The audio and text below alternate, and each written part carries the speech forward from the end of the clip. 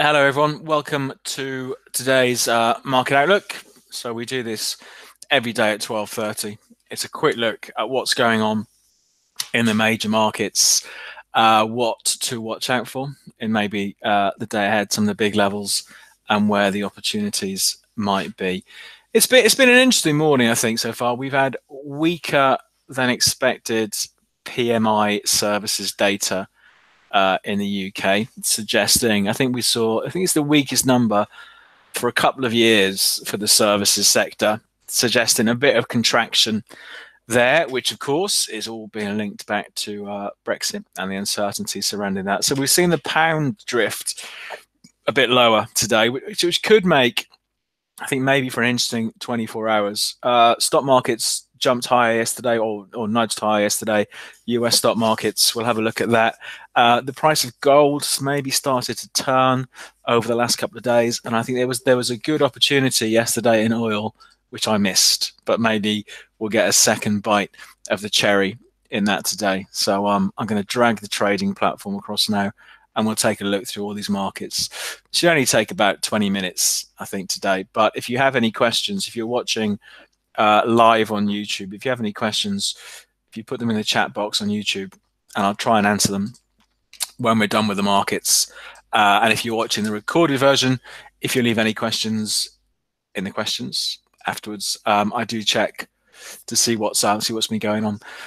Right, let's start off with US stock markets. So we'll look at the S&P 500s. Then we'll look at the German markets. The German market, the DAX, is an interesting one for this afternoon. But let's just start off with US stock markets. Let's just remind ourselves where we are.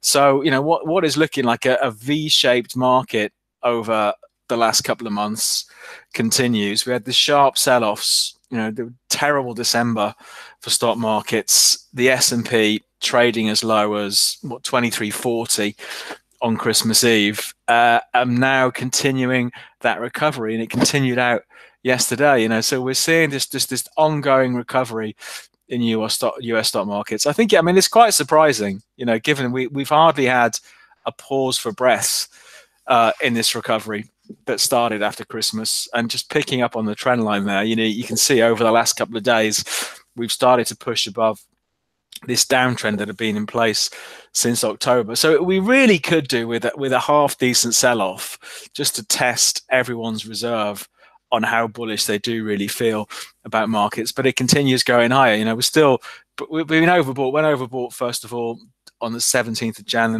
middle of Jan on the S&P. Overbought again over the last couple of days, but it's a market that keeps going up. I think that the level to watch, it worked pretty well yesterday. I talk about these big levels a lot. So maybe let's flip this over to a 5-minute chart just to see it a bit more clearly. So really, since when is it? The 31st of Jan. So last Thursday, the market sort of wobbled down to 26.95, then pushes higher. Came back down on the 1st of Feb, ahead of the payrolls, 26.97. Again, later on in the session, down at 26.95.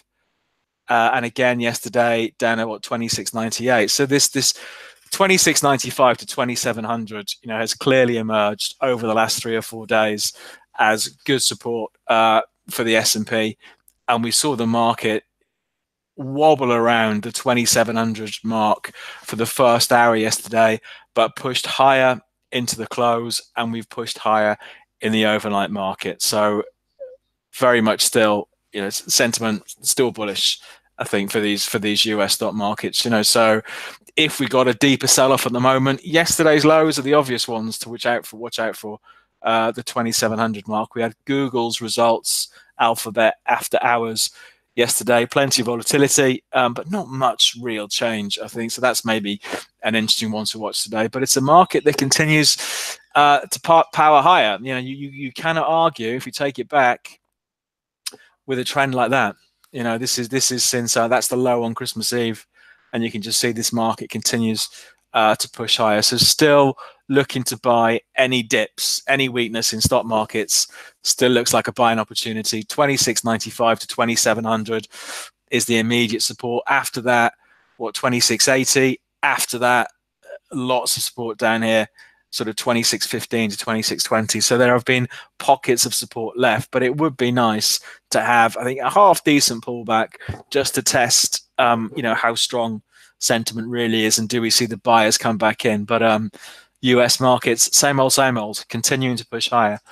I think the DAX is an interesting one. I think it's had a quite the move today, the DAX. So this is the German market. So what have we done today? So today, since this morning, since the sort of 7 o'clock ish open, it's been as low as 11,180, and it's touched 11,320 about an hour ago. So we've seen a 140-point move from low to high on the DAX, and it really does feel like it's woken up. It's had a few days where it's just been drifting away, just drifting lower since last week, really, just edging lower. And where we are now, we've pushed back up to what has been a big level. So if you were going to go short the DAX, then we're there. We're up at these levels that January the 25th proved to be a real problem, around about 11,325. The market did drop off almost 300 points over the next few days from that level, and we're back up here again. So I don't think we've got much in the way of major data out this afternoon for markets, and maybe something of a quiet afternoon. But if you thought that the move today in the DAX had been overdone, then we are bumping up against resistance. So if you were going short up here, we're selling wherever it is now, 11,297, with a stop loss somewhere above those recent highs. The thing that puts me off that trade is the fact that US markets have been and continue to be so strong. But it has been a barrier. It's the highest it's been pretty much since December the 4th. So we're at a 2-month high on the DAX, a level that over the last week has proved to be something of an issue. So I think that's an interesting one to watch. 11,300 to 11,325 on the DAX, I think, going into this afternoon. Of course, if it breaks, we've got a breakout. We've got a breakout on, and just taking this back on the hourly, the next big levels are up nearly 11,600. So I think even though maybe a quieter afternoon, but US markets are going to start strong at the moment this afternoon. Let's see what happens with the DAX up here, up at this old barrier. So an interesting one, I think, to keep an eye on up here. And to wrap things up on stock markets, then we'll have a look at some of the FX markets. Let's take a look at the FTSE. I think we've had good results off BP this morning. Clearly, BP is a big part of the FTSE 100. Let me just take this out again and look on the dailies. We were looking at this earlier yesterday. It was yesterday, wasn't it? We were looking at, maybe our latest trend on the FTSE has been down. Clearly, the weakness, slight. Why is that not drawing? Slight weakness on the in the pound in recent days, also helping the FTSE, because clearly, when the pound goes down, the FTSE does tend to go up. But picking up on the trend, looking something like this, we're seeing that breaking out over the last couple of days, and that's a trend that's been in place since August the 8th.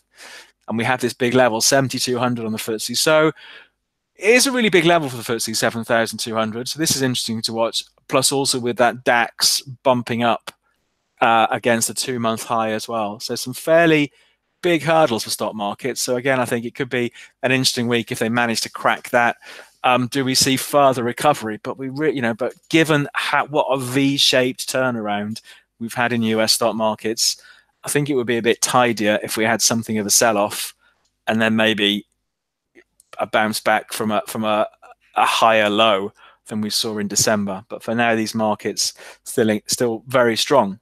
So we'll see. We'll see what this afternoon brings in the US. We have seen something of a turnaround for the dollar this week. Only a gradual one, but we've seen the dollar start to recover a little from having that big sell-off on Wednesday last week when we had the US interest rate decision, and another bit of pressure it was under from the payrolls of last week. So the dollar's been coming back a bit. So we've seen, this is pound US dollar. So this is the daily chart. And we've seen this over the last week and a half, just edging back a little bit. It had a little look this morning below the 130 level, only by about 4 points or so. So I suppose there's a trade there. I think if you were aggressive, that there's arguably a trade here. And the reason for me, this is an important level in the short term. It is, it is a technical level, but really just because of how it's been sort of recent highs and lows.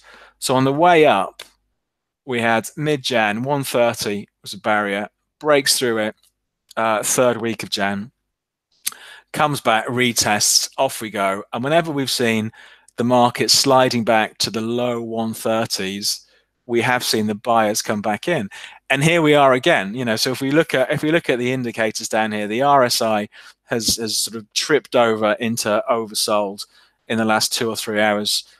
We were last oversold down here. So if the market's going to bounce from anywhere, then this is the place. I suppose maybe one way of playing this is, for now, let's assume that the low is going to hold. So the lowest the pound has been today, that's the low in. So I think the aggressive trade is maybe to be a buyer with a stop loss the other side of today's low, so somewhere past 129.90, to see if the market recovers and pushes back up to 131, but also to have a sell order below 129.90, because I think if we get a proper break below 130, it could trigger some stops, because I think it's such an obvious level that everyone's been keeping an eye on. So the market's trading at what, 130.12 at the moment. So I think that's an interesting one to watch going into this afternoon, to see if once again if this 130 level does the business for pound US dollar. But I don't think we have anything in the way of major data coming out this afternoon. So it's going to be all about, I think, supply and demand. It's a similar picture for the euro. If we pick up on euro US dollar, let's take a look at that. Again, maybe the hourlies is the one to stick to. So we had the surge last week on Wednesday night on that interest rate decision. It hasn't really been able to build on that. And we're drifting, we're drifting back as the US dollar has something of a comeback this week. But again, for the euro, 113.90 to 114 has been a real floor underneath euro US dollar. So like the pound, if we're going to see buyers coming back in, then pretty much this is the place. This is where we'd expect the buyers to come back in, this old level to hold. So for the pound, 130 is a level to watch. For euro US dollar, it's 114, I think is the one to keep an eye on. And let's before I get into the questions, let's just wrap things up by looking at oil and gold. I'm sort of kicking myself a bit yesterday because there was a good opportunity in oil and I missed it. But this was the opportunity. We've seen the oil price recover really strongly off those lows in December. It was down at $42.50 in December. I think yesterday, was it yesterday? Hang on, when am I thinking? What was the date today? It's the 5th today, isn't it? It's the 5th. So it came, yeah. So yesterday, when we were doing the session yesterday, it had made a new high for the recovery yesterday morning. So 10 o'clock yesterday morning, up at sort of 56. Then it sold off really heavily in the afternoon. So between 3 and 4, it traded as low as 53.50, that sort of area. But this was the low of the previous day, and I missed the bounce, and it was really, it was this old level from back here. So there's the low of the previous day. That was the low from Friday, around about 53.50. The market came back down to it. It was up here, I think, before I got out of a meeting, and I was looking to see if it came back down again and tested it. But maybe we'll get a second bite of the cherry this afternoon. So with the price of oil under a bit of pressure over the last couple of hours, I think the level to watch going into this afternoon, if it dips below 54, do we see the buyers come back in? So we have lows from January the 29th ahead of 53, lows from yesterday and Friday around about 53.40, 53.50 a barrel. So I think that's again an interesting area to watch for the price of oil. going into this afternoon. So let's see. Again, nothing for oil. Tomorrow is the big oil announcement. Wednesday we have the oil inventories. They come out 3:30 tomorrow afternoon. So let's see what happens then. And finally, gold. I mean, gold, it's interesting, given that the dollar has been a bit stronger in the last couple of days, gold this week at least is trying to turn things around. Let's just remind ourselves where we are. So for me, I still be looking for further gains in gold this year, just based off the back of the recovery that's been in place since last year. So if we pick up on these August lows, our recovery has been chugging along like this. It's been overbought for a bit, and it started to roll over end of last week, beginning of this, and it could still have a much deeper correction than the one we're having at the moment, and still be in an uptrend. But let's just take a look on the hourlies. What's been going on over the last couple of days. So the market, 31st of Jan, trades as high as 13.26 an ounce. Yesterday afternoon, 2 o'clock yesterday afternoon, drifts down to sort of 13.08, that sort of area, which pretty much ties up with the lows just before that interest rate decision in the US last Wednesday. So there is a bit of support at the sort of 13.08 area. Trades a bit lower, and it's had to go at trying to hold again today. So I suppose the aggressive trade on gold, if you thought that the slide over the last couple of days was over, is to be a buyer with stop losses under 13.08. I think if we lose 13.08, there's you'd expect support at 1300 because it's a round number. But let's see what happens. Maybe gold builds a short term base here. So let's see what happens going into the rest of today. It's interesting what crude oil is doing just now. Actually, we weren't looking at that short term chart on crude. Just to flip back to it, but if we flick on the 5-minute charts, you can see on the really short term, it sold off to 54.30 about 12 o'clock. It's come back to it now. So I think it's going to be an interesting market to watch going into this afternoon, crude. So there's lots of levels there to keep an eye on. Maybe we'll have a quieter afternoon because there's not much on the economic calendar, and things start picking up again tomorrow. Thursday, we've got the UK interest rate decision at lunchtime. So we could see a bit more volatility for the pound off that when the Bank of England is expected not to raise rates, but we get the inflation report. So we could see a bit of volatility there. And maybe the more immediate, interesting one to watch for the rest of the day is this DAX, the German index, up at those that sort of 11,300-ish level, because it has been such a barrier. So sort of mainly technical levels to watch this afternoon to see if these previous highs and previous lows hold. But the theme for US stock markets is still continued strength. We've seen them push higher in the overnight market, push higher again yesterday, with for the S&P 2,700 underpinning any weakness. So there's been a question come in about natural gas. We looked at this yesterday, didn't we? Absolute crazy market. I did have a look at the news for natural gas, and I'm happy to report that everyone is just as confused as I am by what's going on in the natural gas market, because I think there was a view out there that considering the cold that we had in the US last week, some people would have expected to see a blip up in natural gas, but some people saying, well, actually there's oversupply at the moment, blah blah blah blah blah. It's not a market that I look at. I only look at it when someone raises the question on here. But yesterday we saw it slip lower. This is the daily chart we're looking at. We saw the price of natural gas slip lower again. We do have these big lows, pretty much not a million miles away from where we are now. The lows from a year ago, the lows in January last year, it's around about 2.5, isn't it? Near enough. It's 2.5. We're trading at 2.67 at the moment. So if the market was going to bounce back from anywhere, we're here. But it's not what I'm going to trade anyway. But personally, maybe the more sensible thing is to wait to see if it does find some sort of base. But an incredibly volatile market in the last couple of months, natural gas. So let's see what happens down here at the lows from last year at 2.5. And someone's asking about Euro Aussie dollar. I don't think that's one we've looked at before. Let's take a look. Euro Aussie. Take a look at that Euro Australian dollar. Here we go. We'll bring that one up. What do you think? It looks. I mean, the last 10 months or so, it's been pretty sideways, hasn't it? I suppose if you were looking at the shorter term chart, um, based on what we've seen so far this year, you'd be a seller of the euro versus the Aussie, wouldn't you? We've seen it really fall off a cliff. I'm guessing that's more down to Australian dollar strength rather than euro weakness. We had a bit of support late Jan around about 157.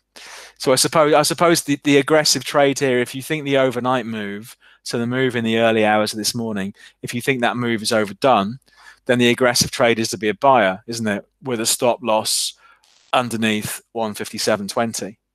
I'd say that would be the aggressive trade here, but the trend for the year so far has been one of euro weakness. But maybe if you thought, well, actually, this sell-off is overdone, let's have a look at the Australian dollar, US dollar, because I'm guessing that's what's driven the move. Is it Aussie dollar strength that's driven the move? Yeah, and it's that move, sort of 2 to 3 this morning, that lifted the market. So maybe for the euro, if you want to be aggressive against the Aussie, you're a buyer with a stop under those lows. Someone saying, please, can I get a bit of advice to start looking for a small capital? And I seem to be losing. I'm just not sure what to look at. Okay, I think there's a couple of things. I think to when you first start out, is first of all, but in general, only risk a small amount of money. If you're let's walk through an example. Okay, let's say the DAX. Let's say I was going to do a trade on the DAX. So the DAX is at 11,296, and I'm going to put my stop loss at 11,350. So in this account I've got 750 quid in this account. So let's do a trade on the DAX. So my stop loss is going to go at 11,350. Okay, so let me just put that in. So 11,350 is my stop. Oh, no, have I done the wrong thing here? Close when price hits 11,350. The most important thing to think about when you're doing a trade, apart from the direction, obviously, is how big do you trade? Yeah. So with a £750 account, most sensible approaches to risk management suggest only risking losing 2% on any one trade idea. And people don't like hearing that, because they think, well, it's going to take me an awful long time to get rich if I'm only risking losing, 2% of my account. But so for me on this account, it means a risk of £15 if any trade went wrong. So the first thing I would do, you can see down here, if I sell it at 11,295 with a stop at 11,350, we can't quite see that in there, but selling 0.04 is £2 risk. So I can knock that up a bit. If I make that 0.4, so if I sell 0.4 of a contract, my risk is £19.70. So let me just knock that down a bit to 0.38. And my risk there is about 18 quid. So I think the first thing to think about when you open a trade is to have your stop loss, put your stop loss in, and also figure out, well, how big do I need to trade if my stop loss is going to be there? So if I do that trade now, I sell it. So I've sold it. So I've gone short the German stock market at 11,292. My stop loss was wherever it was, 11,350. And I've traded at a size that my risk is only about 20 quid, which is, I think, a sensible level of risk on an account this size. So think about the size you're trading, because I think far too many people take on too big a level of risk when it comes to trading. If you're risking 10% of your account on any one trading idea, if you have 5 losing trades on the trot, which is completely possible, you've halved your account. You've got to double it just to get back to break even. So think about that, I think, in the beginning. We've also just started on our YouTube channel. So we put a lot of stuff on YouTube, but one of the things we've done, which again, you can see this afterwards, once we stop doing this, we're starting this how to trade course, basically. So here's our YouTube channel. So it went up yesterday. So it's episode 1. What is Forex trading? But it applies to all sorts of trading. So we're going to pull up this whole series of step-by-step guide in how to trading. So take a look at that. There's also a video from a couple of weeks ago, stop losses. What is stop losses? So talk a bit about risk management in that. So there's a lot of content on our YouTube channel. I think if you're just, excuse me, if you're just starting out in trading, but I think controlling the risk is a really important part of that. So I would recommend you pay attention to that. Okay, that's it for today. So it's been a bit of a short one today, but you know, not too much going on. Plenty of volatility in oil over the last 24 hours. Be interesting to see if yesterday's lows hold. US stock market strong. US dollar making a bit of a comeback. So we'll do this again tomorrow at 12:30, and we'll see how all of those big levels fare over the next 24 hours. But as usual, thanks for coming along. Any questions afterwards, you can leave a question on here, or you can drop me an email, david.jones@capital.com, to find out more about the company. Go to our website, Capital.com, or download the app from wherever you get your apps from. But we'll wrap things up there, and hopefully you'll be around at 12:30 tomorrow, and we'll do it all again. Of course, now to never miss out, I should say, click on that subscribe button on the YouTube channel and the alarm bell next to it. You get a push whenever we go live. But I hope my answers have helped a bit today, and we'll have a look again at 12:30 tomorrow.